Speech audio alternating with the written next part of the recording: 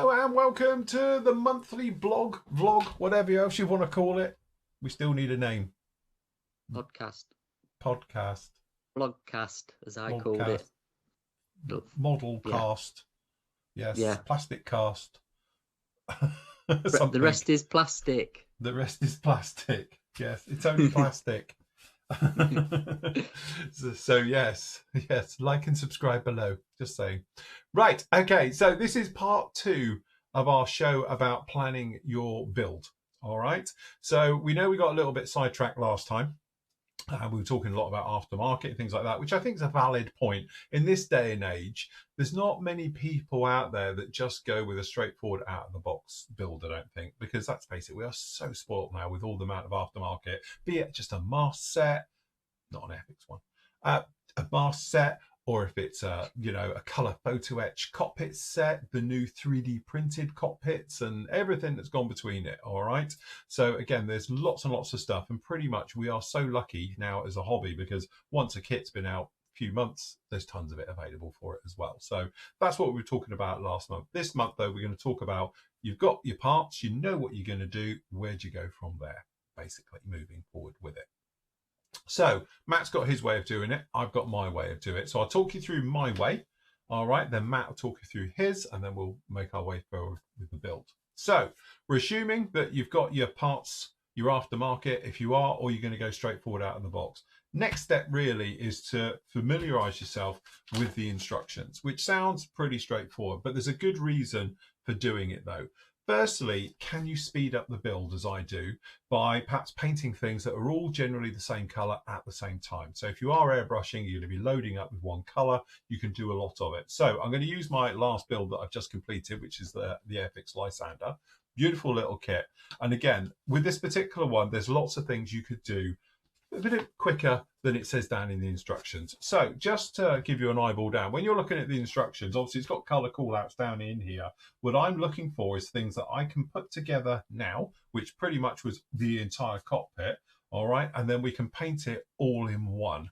All right, then we can then perhaps pick out some things which are different colors. So we've got seats and various instrument parts and things like that, which are different colors, and we can paint them perhaps either during the build itself, once it's together, if we can get into it, or we can put those parts on afterwards as a separate thing. So this way, you're just doing that thing where instead of like working through the build, you clean out your airbrush and then perhaps you do a couple of other things and then you step back into it. So look for other areas as well. Is there other things that are the same color? So go right the way through the instructions, because you may be that the wheel wells are the same color. But that's, in part number 40, whereas obviously you're working parts 1 and 2. So again, you can then just think, well, look, I could then go through, and if I do get the cockpit all together and built, if I get the wheel wells together and built, or turrets or whatever it may be on your aircraft, that way, when we come to paint, I can load up the airbrush once and we can just paint the lot. Or even if you're just using the old hairy stick and doing it that way, you can just do it all in once. That's my primary thing I'm looking just from a speed point of view, because it just makes things a lot easier. Then I'm going to go through it and look at it from aftermarket point of view as well. So if I have got aftermarket, when am I going to put that in? All right. So again, if you would, perhaps you bought yourself a aftermarket instrument panel, be it color photo etch or perhaps a 3D one as well, and you're putting that in, when are you going to do that? Because you're going to have to usually take the detail off the surface of the actual original part, and then you're going to laminate your new part onto it. But again, you perhaps want to remove all the detail, build it as a whole, paint it all as a whole, and then last up, then attach all of your nice color photo etch cockpit set, 3D printed cockpit set, whatever it is, onto those parts and things like that. So when are you going to do that as well? So again, that way you've got an idea. And what you can do is you can list these details either on a build sheet or on your instructions as you go right the way through it. All right. The other thing you're looking out for is then when are you going to add all the sticky out bits, as Matt calls it, which is a really good term. I like that one. I'll be using that in all my video builds. But again, we've often seen it where, part number 5 is putting the nose wheel assembly gear onto it. Well, you're not going to do it now because quite frankly, it's going to either have to be masked up and protected for the entire build, or you're going to snap it off by accidents and things. So again, all the little tiny bits, you know, you're not going to put those on until the end of the build. Can you put the gear on at the end of the build, or does it generally have to go in right now? I've built things, B25s especially is always the one for this, whereas normally they sort of sandwich when you build the nose wheel well, which is part of the cockpit, is what holds the nose wheel in. So the nose gear's got to go in very, very early in the build. But there may be a way, which is what I did with my B25, where you can actually do it afterwards with a little bit of playing. You know, so it may be just opening up a hole a little bit bigger so you can get it in afterwards, those types of things, just so then you don't have to have things hanging out of it when you don't want them as well. And again, all the little sticky out bits you'll usually find on the instructions, and it does say on this one, when you're building the wings, you're putting these little posts which hold the aerials on. You've got pitot tubes, sometimes you might have guns and things like that, and it talk about those quite early, but generally you're not going to put them on now because you've still got to fit the wings, you've still got to paint it, you're still going to have to mask around these areas, so it's easier, or decal in this case certainly, it's easier to put them in afterwards. What I tend to do is obviously go back through my build sheets, through the instructions, and then go and look for them because I know where they are. But you might want to come along with a highlighter, you know, and you can highlight in different colors, which is a great technique I know other people use. Whereas obviously you've got like a yellow highlighter, means it's something that can be fitted at the end of the build once it's basically finished. So when you've done the painting and weathering and all things like that, and everything in yellow. So when you go back through the instructions, anything that's marked in yellow, you've still got to attach. You might have other things as well, which you haven't put them on yet because they can go in afterwards. And then you might mark those in different colors because they're different areas of the aircraft, things like that. Classic example is things like guns and gun turrets. They always talk about putting the actual guns in. No, because they're going to get snapped off straight away by picking it up. You've got a tail gun, you lean it against you, guns go. No, always put the guns in afterwards. But there again, it may be that you're using the kit ones, so cutting off the guns because the mount for them is in the hole, but then you've cut them off and you can reattach them afterwards. Little things like that. And again, it makes things more flow better with your build because you're not having to worry about it and stuff like that. Then, of course, it's right the way just going through the build generally, you know, familiarizing yourself with it. Is there things that need to be attached right now? My case, the engine, talk about the engine going on quite early. I put the engine on very late with this one. So it was the nose section, you know, it went on a little bit later. But again, you might want to put it on early. Little things like that, how you go through. My big thing with this build was obviously the reason I put it on late was this nose ring. I did it in a metallizer. Obviously, metallizer doesn't like being masked. It certainly doesn't like being sort of, you know, having anything sticky on it because it can actually either peel it off or it leaves residue behind and things like that. So with this little metal ring, I left it off. I built the entire cowling around the engine, but we left this bit off. That way, I put it on with a little bit of PVA glue afterwards, very late in the build, so it didn't get painted and things like that as well. So it's nothing where I had to come in and mask it at any point. It was a separate fit. But there again, you might want to look at it and make sure. So clip off the part, tape it up just to see how it is, to see how it fits. If it's an awful fit, you might think, do you know what, I'm going to need to fill it, sand it. There's no point in it being a separate fit afterwards because it's not a nice enough fit. Little things like that. And what that can aid you in the build is just making it a little bit easier because there's no sort of surprises or mistakes during the build as well. Modern kits we know go together incredibly well. If you're dealing with some very much a vintage classic type kit or perhaps a limited run kit which you know has got fit issues, you might want to think about things in a slightly different way. But from this, I'm just talking about your normal builds. Also as well, painting. When you get to the all-important painting stage, how can you make the painting easier? Have you got big struts under here that you've got a mask and go in the way? It might be an idea for those to go in afterwards. Again, personal choice. I put mine in, but hindsight, I'd probably put them in afterwards now because I just think it would be easier. I had to mask this up and it's quite complicated. But again, if they were a separate fit afterwards, I could have already painted them neater because I can get in around them without them being fitted. Little things like that. Ordnance, bombs, stuff like that. They're all things that you can do at the end of the build as well before it even goes together and stuff like that. And these are just little general things just to think about as going through because it stops you getting to that point where you're suddenly thinking, how am I going to do that? It's in the way. You know, I wish I'd done something different. I wish I hadn't put the windscreen on this so early because that way I can get in there and around it and all the rest of it. To be honest, this windscreen isn't a brilliant fit, so it has to go on quite early because you need to sand and fill around it and stuff like that. Again, it was nice to know that because if I tried to do it afterwards, I'd have to put the filler in and sand and filled after we'd painted, which would have been a right pain. So again, it's just little things. So you've got your head in the build and know what you're roughly doing. As I say, some people make notes all the way through before they start.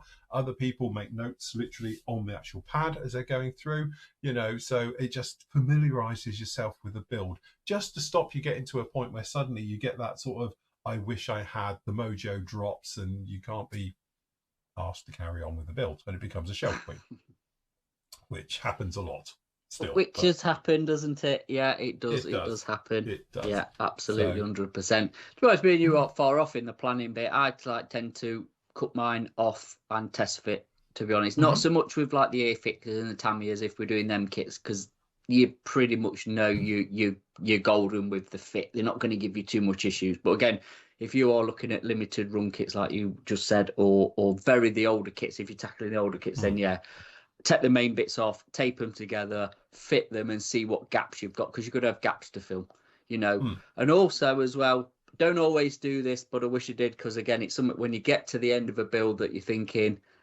I wish I'd have done that at the beginning, is the boring bits. Ordnance can be boring to do, and by the time you've sort of, finished your weathering or whatever, you've put your dangly bits on, and then you've got to go through building all your bombs, all your rockets, painting and weathering them. It can be a chore, let's be honest. The amount of builds we've probably seen over the years, and people have said it, and I've got this far and I just can't. And especially if you're looking at A10s, something with a large courses, anything that's ground attack basically, or what, carries a lot of ordnance underneath it. A Sky Raider is another good example, isn't it? If you're doing that sort of thing, probably best to get them done before. I like doing stuff in sub-assemblies as well now. Look through the instructions. So, right, so I can put the ordnance together. I can put the wheels together. I can put the wings together even, and things like that, and just try and build as much as I can before gluing it together. And then again, it can make it a little bit easier. Bomb bays, if you've got stuff like that. Again, if I'm doing armor, tracks is a definite. Tracks and wheels, especially if you're doing German armor, they tend to have a lot of road wheels, so they can be a bit of a chore to do. Normally they're at the beginning of a build anyway, but get them out of the way, because really, you want to get to the good stuff, don't you? But even before I'd say even started a kit, I've made sure I've got any aftermarket goodies I want to begin with, whether I use them or not. I've got them there, so the options there when I get to it is I can add that or I can leave that off, because I don't think there's anything. There wouldn't be anything worse for me than to get so far into build and then have to wait for stuff to arrive, because I'm thinking I need to alter this when I'm doing it. I would probably lose interest pretty quick, to be honest. I would lose my flow and momentum with it, and I am, as I've said, I'm a momentum builder. Once I've got momentum, I'm in it. If I lose that momentum, it can go to one side, and then it will be a few months or whatever before I come back to it. But again, everybody's different with this, aren't they? Everybody's completely different. I think because you do it professionally, you've got now a way. Anybody who does a job with a skill, and you've done it for a while, you've got it in your head how you're planning it. You know what you're doing pretty much before you've even opened the box, because you've done it that many times before.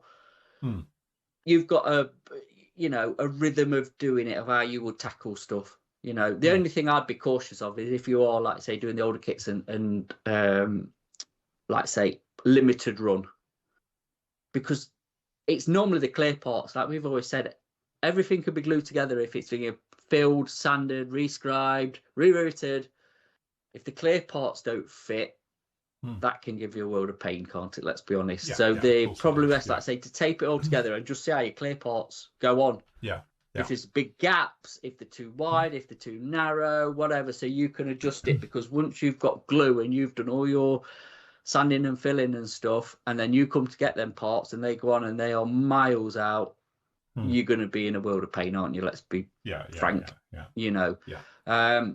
I'm one of them that when I do start building, I have got my trusty yellow marker and I just circle what I have glued together. I'm not one to write notes or anything, but then I can, if that build for one reason gets left, I know then what I'm not stuck on, should I say, or not been attached. So again, the other thing with like you were saying, with instructions that say put the undercarriage on first, or pitot tube, or guns and stuff, I don't know why they do that. I honestly don't know the mentality of it. It's obviously somebody who's designing a kit that don't build models, to be honest. I know. Can you remember the Jag, the Kitty Hawk Jag you built? Yes. Let's go back to that. Obviously, now that thankfully has been superseded by the Airfix one. But the Kitty Hawk Jag was a prime example of having to put things on that's liable to get snapped and broke. Yes. Yeah. Early on in your build. Yes. Incredibly. I know I've the A26, the monogram A26 again, because it's a tricycle undercarriage, and I agree with you with the B25 as well. Yeah. They tend to do it is you've got to stick the front nose wheel on, you know, or the leg, should I say, at an early stage, and it's just not a good idea, because it is just there to be broke. I broke the arrestor hook off my hell diver the pictures of it actually, but yeah, it's funny because I was hoping we might have the pictures for it to show, but I haven't actually got them in that one. It didn't make it over when we moved things over, but yeah, I know exactly what you mean. The Jaguar was one of those ones where clearly whoever, let's face it, Kitty Hawk had a reputation for having dodgy instructions at the best of times, but the Jaguar would have you putting things like all the gear on, and I appreciate sometimes the main gear has to go in early anyway because of the way it goes, but all the aerials, all the tiny bits, as it was like fuselage halves together, then they go in, you know, and it was almost completely out of sequence how anybody who's a modeler would ever build a kit. You know, it seems very, very odd to, you know, to go through it as a modeler looking at it. But again, it's one of those ones, I think, from my point of view of building, like the image you can see down below, that was all built with the exception of the seat and the side panel, which is obviously this panel in here, and the other one was all, the instructions would have you sort of painting it in different colors. I built it all in one, and then I hand painted the details afterwards. The seat dropped in afterwards, obviously, but again, it was one of those ones like the fuel tank in there and the various things. It's a case of just build it as a whole, get it in there, could spray the interior, then we go through the motions of picking out all the details. And that's something I suppose I've only been doing now for probably the last 10 years. Before, I'd do them as separates. You know, it'd have little panels and various things, and I would put them in afterwards. The trouble I find when you're doing it that way, one, it's a lot slower in your build process, but also you've got to glue them in, and then you get glue marks and various things where, you know, sometimes it's sort of fighting you, and you've got to, it may be a bit tricky to get them in, and then you drop a part in there that's covered in glue, and then it's, you know, it's making a mess. I know what you mean. Literally, it's making work for you almost right the way through. Yeah, I build my cockpits up as much as I can. You know, like say, instrument panels I normally do last, because either it's going to be an aftermarket one, or even the kit one, to be honest.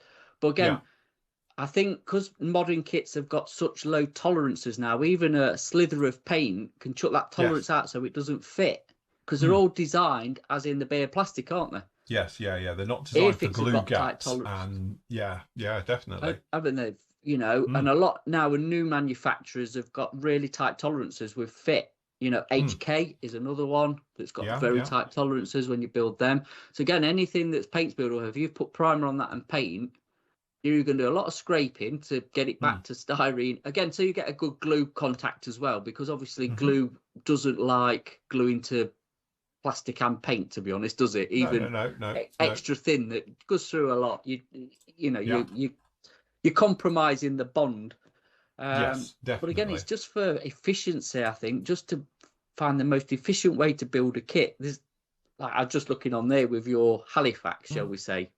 Yeah, classic. That's a brilliant kit. The B25 is a brilliant kit, isn't it? Let's be honest. It's a new modern tooling kit. So, you know, it's nice that they do it as well now with the manufacturer thinking, because that's 48, it's a bit of a size, your wings can clip on after, so you can paint it in sub-assemblies again.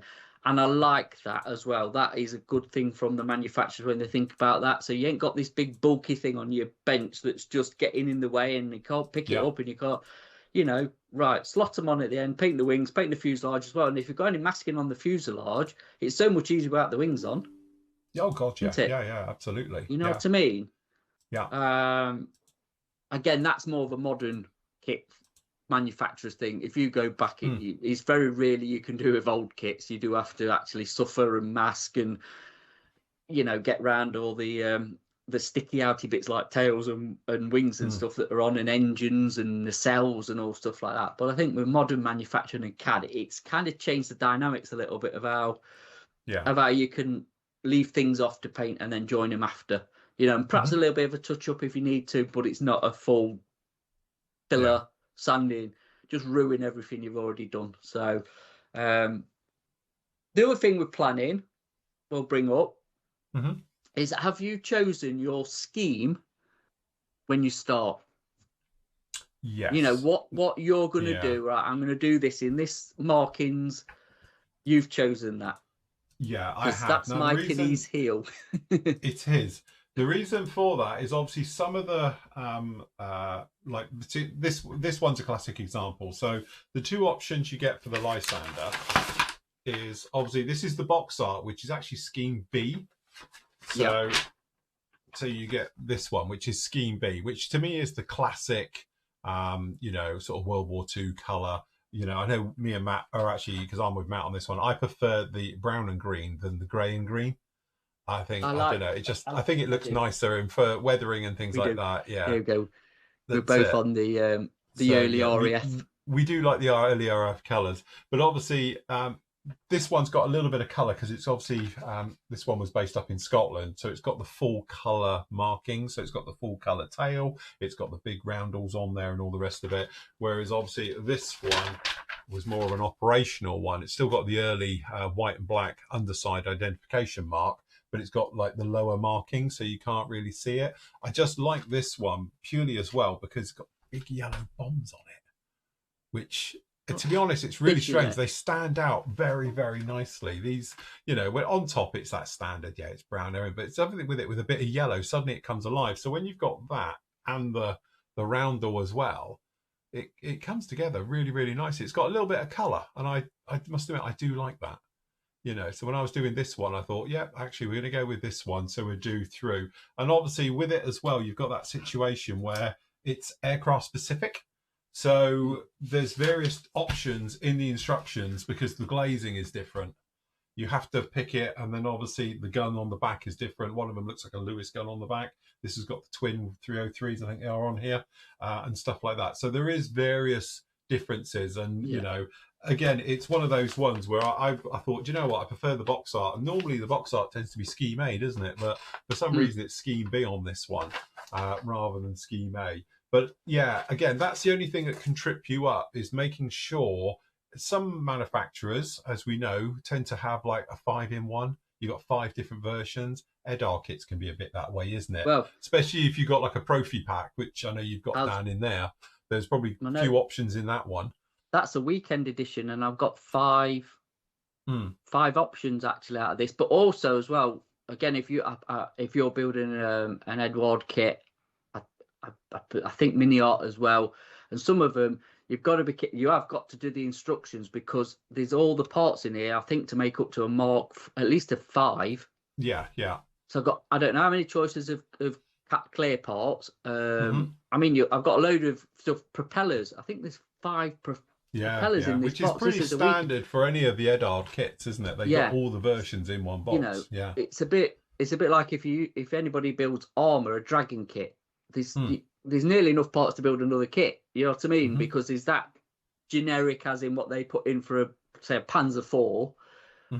You know, there's loads of other parts for it. So you have got to be careful with the instructions on those. You've got to read them. And I would say for this, because this is the first proper Edward kit I've built from trying to build the first 190, should I say, that was just a dog of a kit, to be honest. And this has been a really enjoyable build. Absolutely. Really got into this and enjoyed it for don't know, because I've been listening to that podcast about Battle of Britain. I needed to build a brown and green Spitfire, and it's a pleasure. Actually, it's a real pleasure to put this thing together. I'll be honest. It's it definitely won't be my last Edward kit. But again, study the instructions, make sure you know what parts you're using, what variant you want to do, because it is easy to get tripped up in that as you just plow on and then realize, put the wrong spinner on or put the Bits wrong on, wheels yes. on or something Yeah. silly. But again, it can be a bit disheartening, shall we say, a bit of a, oh, God, you know. Yeah. But decal schemes and stuff wise, I had not chose what I were doing with that. It's kind of see how the build progresses, and then I picked it. So I think on some of them they just stand out. You just like I needed to do like with the Helldiver is the three colours, because I could have just gone for dark sea blue, but I thought, you know, they're nice decals as well. They bring it to life. With the high vis, shall we say, with the colours they've used. Let me just put it back on there if I break something. But yeah, but normally sometimes it's a bit generic with me, or a bit organic, should I say, and I'll get halfway through the build and then decide what scheme I'm doing, because obviously then you're going to get into paint, interior colours and all the other bits of what they are anyway. It's then when you get into nearer to painting it, then you've got to make your decision, haven't you? And like again, the other on planning is what paint you're going to use as well, isn't it? What we're a bit spoiled, aren't we? Let's be honest, because we've got what we sell basically manufacturer wise sell. So we've got quite a choice of, you know, what we want to use on it. Yeah, absolutely. Yeah. But again, I think it's one of those ones when you're, you know, going through your instructions, especially if you're new to this, is that just take your time with it, understand it, you know. So you just don't want to get that bit where you get frustrated because of you made a cock up, i.e., you know, again, I'm massively guilty. Crikey, watch any of my videos, you'll know I've done it somewhere. The most famous one is I forgot the nose weight in something or other, wasn't it? Was it the B25? I think it was the B25. I forgot to put the nose weight in it.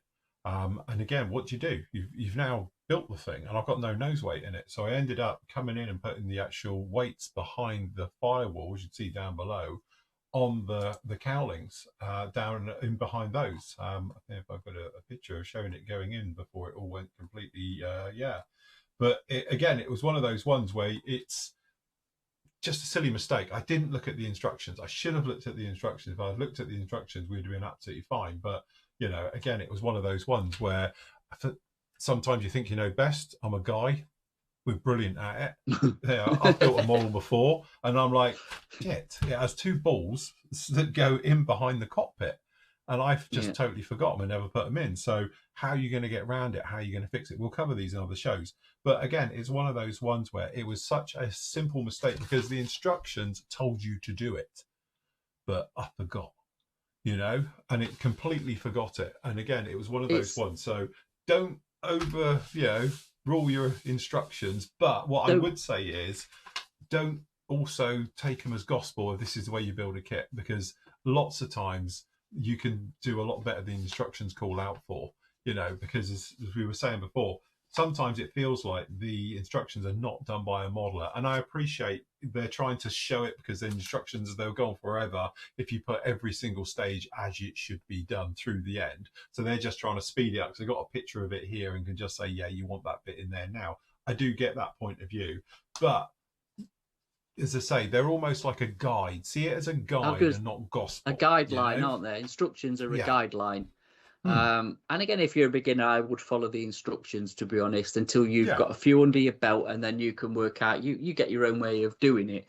But I'm with you. The instructions are a guideline, because the problem you can be when you get more models under your belt and stuff, you can get complacent as well. Yes, of course you do. Like you've just done with the nose weight.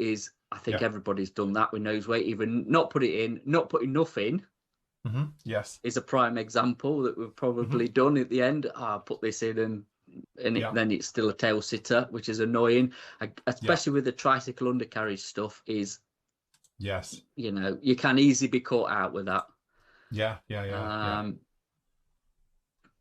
It was the Marauder. I forgot to put the weight in. I'm just remembering now. Was it the Marauder? Was it?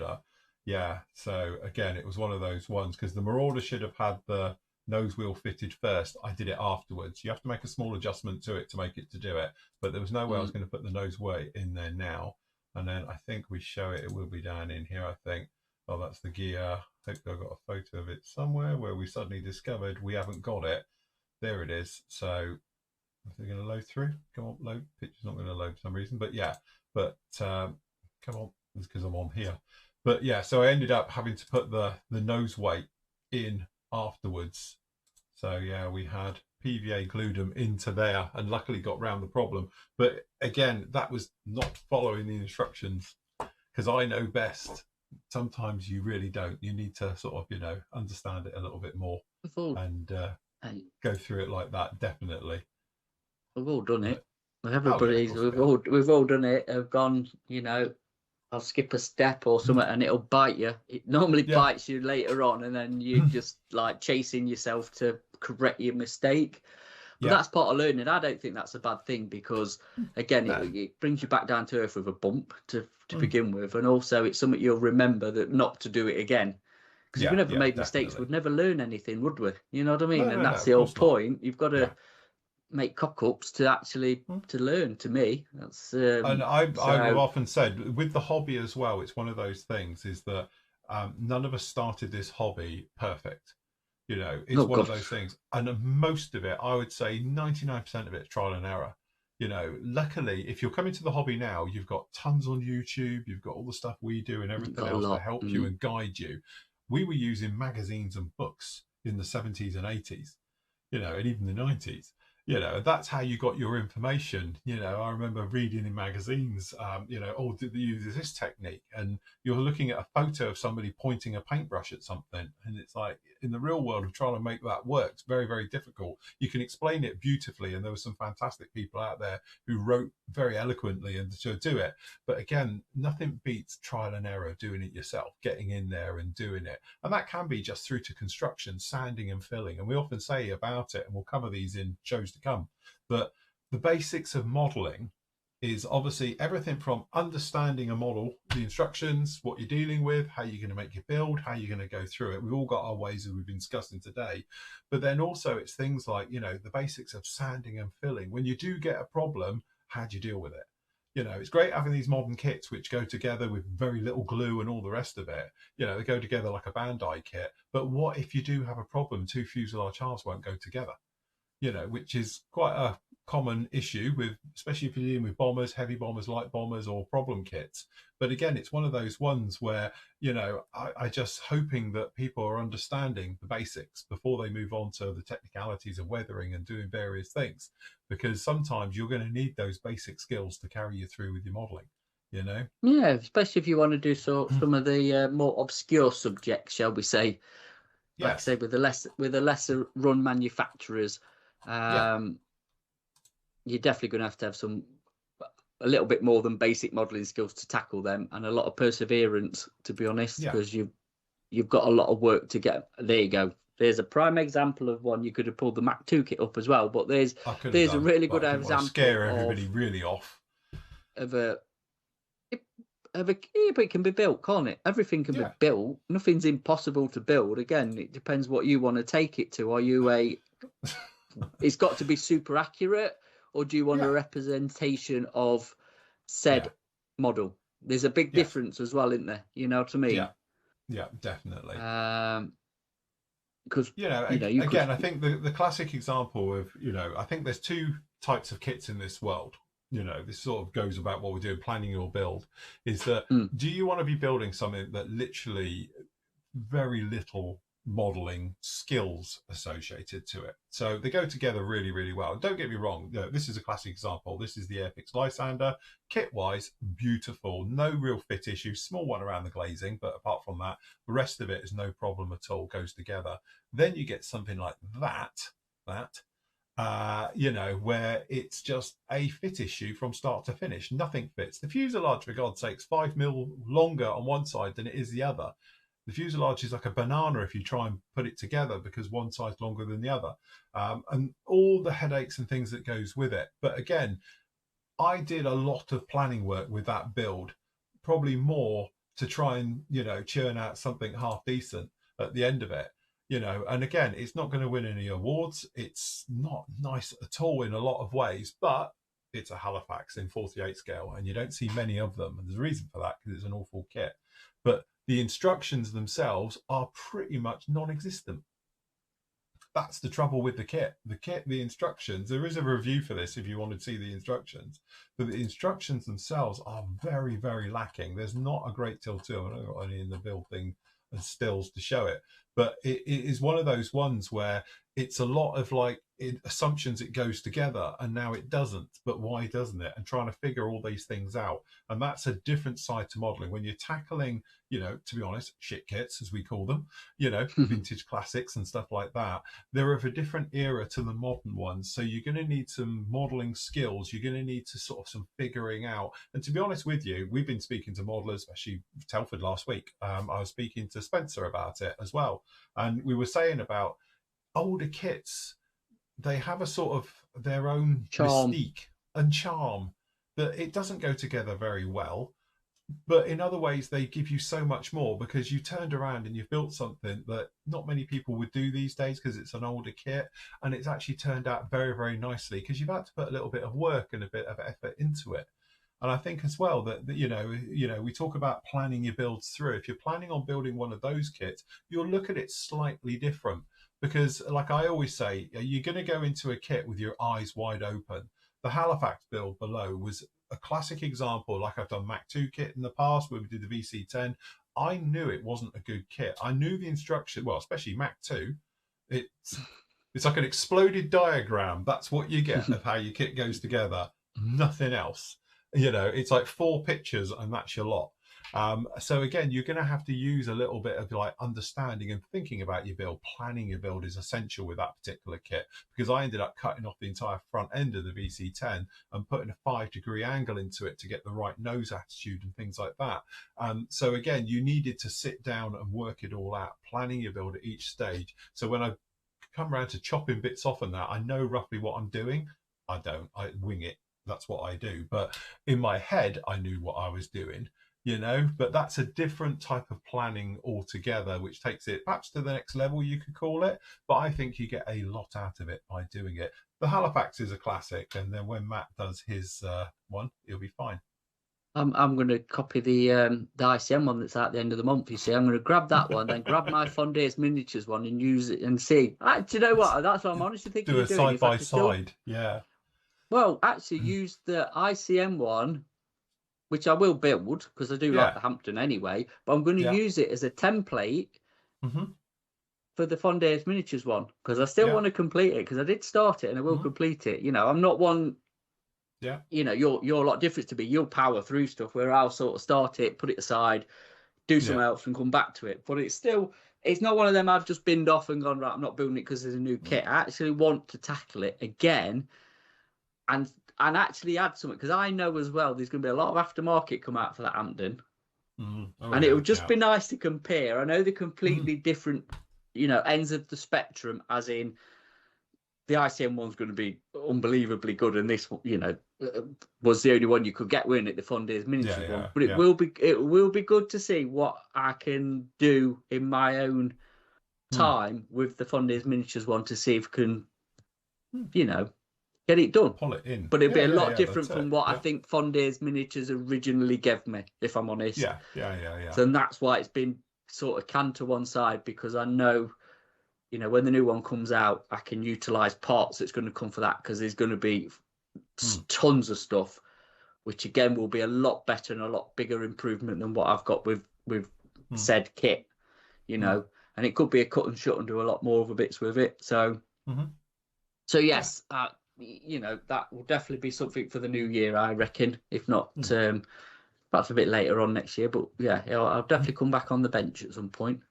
Definitely. But yeah, definitely covered some of the. Generally, I think planning your build is probably one of the most important things to buying the kit. When you're, as I say, I've got my stash in front of me. It looks like a model shop, and and as I say, when I'm picking my next build as well, I'm looking at it, and from my point of view, I've been building.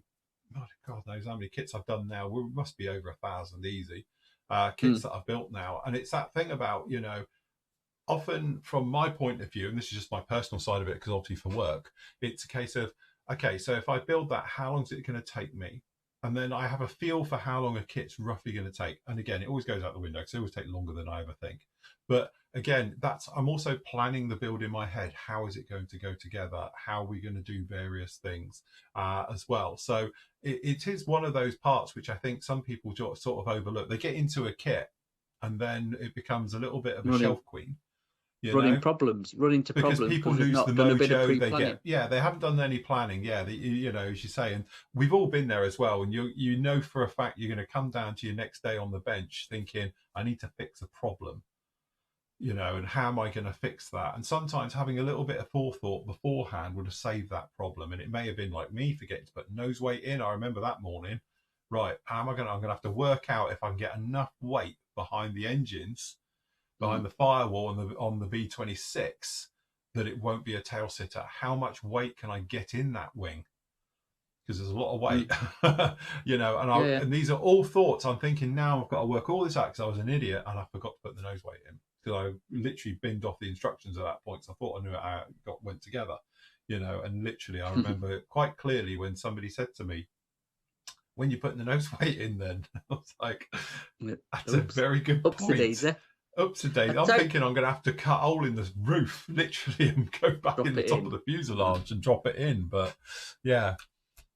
So I think what we'll do in our next episode is we'll grab our next kits that we're going to do. Yeah. Right. So, or something off your stash. I've got an idea up here actually, because I've got quite a good one that I'm going to do next, which is a helicopter. So you've really got to do some planning on a helicopter, because they are a different. Totally a different ball game compared to building an aircraft, because there is a lot of dangly bits normally, and you've got rotors and stuff. So I reckon if we pull a kit down, and then we'll break into that, and then we will go through that kit, shall we say, and go we've got this for it. We're going to tackle it this way. This is what I'm going to do, and we'll break it down. If anybody wants to listen to that anyway, you know, drop us a comment. But I thought that'd be quite a nice thing to do. Like I say, we'll just take one kit instead of talking generic. We can concentrate on just one. If you want to do an aircraft, say, and I'll do a helicopter. And then, you know, because they both fly, but again, building them are two different, aren't they? Completely different way of. I always think you build it like armor. Yeah, it is really. Yeah, you can take a helicopter like you probably would build a piece of armor to a point. I 100% agree with you. And then we'll just go through it and like what we're going to, how I'm going to tackle mine and how Phil will tackle his. So I think that's a good point to end on. I think today. I think that's a fantastic point. Yeah, definitely. You know, the big thing is, just summing up, I would say, just take your time to study the instructions. I think the instructions, it's well worth it. We, as men, especially, we tend to overlook instructions. You know, I'm just building a kitchen. Well, I'm not. I've got professionals in, but you know what I mean? It's that thing. We've all done flat pack and thinking, oh, we know what we're doing, and then you've got that bit left over. Or free screws. I've got these dowels left over. Should they have gone in somewhere? Yeah, but again, it's one of those. But honestly, with your model kit, if you do a little bit of planning, you can save yourself some surprises. And then that way you won't get that air of like, I've messed up.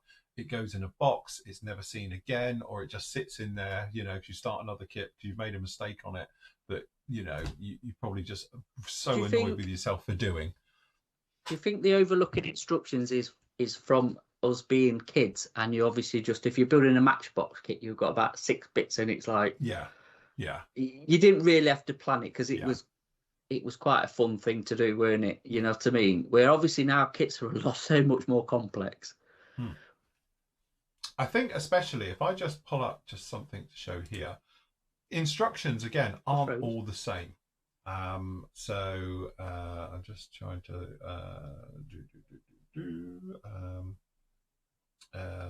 where are we? Have I got Zucchimori? Yeah. So Zucchimori, classic example.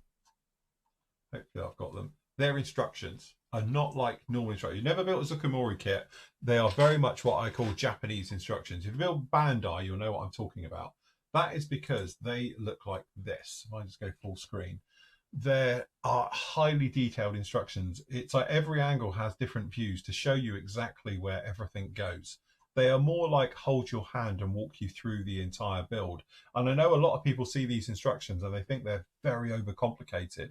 And it's purely because they have these side notations down in here to help you, like with the angles of how they should sit. So this bit it's talking about up here is the panel that drops on the top of the cockpit. And then it shows you of how it should be sitting from a different view. It shows you the top view. It shows you side views of all this stuff going in here. And that is literally just to tell you to drop that down. If that was anybody else's type of kit, it would literally just be that image. That's all you'd get. You wouldn't get all of this as well, you know. And that is the thing with different manufacturers, the way they sort of go about it. Again, we've got the engines down here talking about the color callouts right the way through as the build, you know, and various things. So again, all these little annotations about how things go down in there. So again, you can go the other way with it, where, sorry, there we go, where, you know, with these ones, they're pretty straightforward. These are what I would call sort of European instructions, but the Japanese instructions tends to be on a whole new level, and they will hold your hand through the entire build.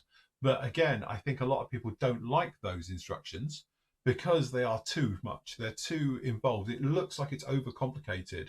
I know people have looked at them and go, oh, I've seen some of the kits, they're really, really complicated.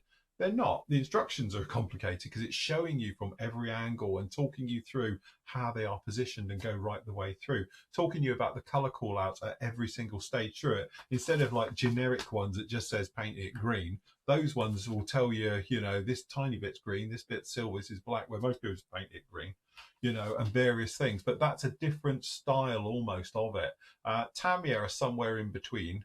You know, I always say Tamiya have almost been, you know, sort of Americanized a little bit. They don't do it over the top, but Zucamori is a classic example of a kit instruction done very, very well, you know, and explaining the part almost right the way through you. Again, they don't just call it, you know, it's part number 6. They'll call it a section. It will be like calling it engines, and this is how the engines go together and all the rest of it. So it's slightly on a different level of it. And I know people used to talk about them obviously with the cost of them, very expensive. The instructions must cost a fortune because they go on forever and talk you right the way through every step.